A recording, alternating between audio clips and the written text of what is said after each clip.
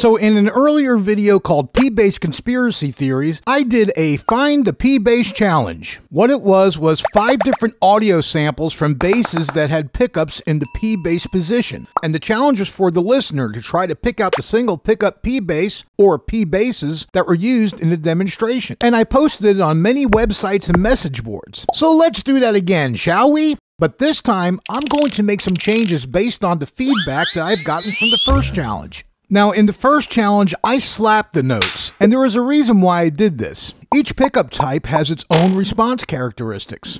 If I isolate 2 different bass tracks using 2 different basses with different pickups in that position, I can hear the differences like night and day and can easily pick out a split P pickup. But when listening to the bass as part of a produced mix, a lot of a pickup's details can be subdued or even lost in the mix. A lot depends on not only how the bass guitar is EQ'd and processed, but also how the entire mix is EQ'd and processed. Not to mention the type of strings used, how new and fresh they are, and the pluck location of the string.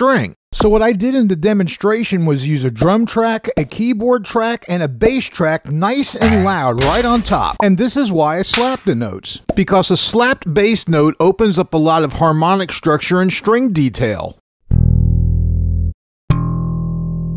I thought this would make it easier to identify the split P pickup, but a lot of people didn't like that, so no slap for you. Gonna use fingers this time. I also got feedback from people that said they were producers or engineers, and some of these folks cited frequency responses and other technical jargon to justify why the P bass was always the preferred bass in music projects. So a little about me, I've also worn the hats of engineer and producer several times in my career. My criteria for getting a great bass sound to tape was a well set up and intonated instrument, strings in good condition and preferably new, and the most important thing, how evenly and consistently can the bass player play the notes, no matter what bass is being used. If I was doing the bass parts, I would always ask the client what sound they were looking for. This would dictate to me which pickup configuration to use. But maybe I'm wrong. I'm curious to see how many producers and engineers will be able to pick out the single pickup P bass just using audio science. I also got a couple of comments from bass players who said they were instructed by producers or engineers to use a P bass in a studio project. Look, for me, if a client or the person paying me wants me to use a particular bass, I just do it, no questions asked. But understand, I've been doing this for a very long time, and I learned early on that there's all kinds of people up and down the music industry that listen with their eyes. If you don't believe me, then Google Lee Sklar and his bass with the producer switch. Remember, the purpose of this demonstration isn't to find identical bass tones, but rather to ask yourself if any of these would work for a P bass tone.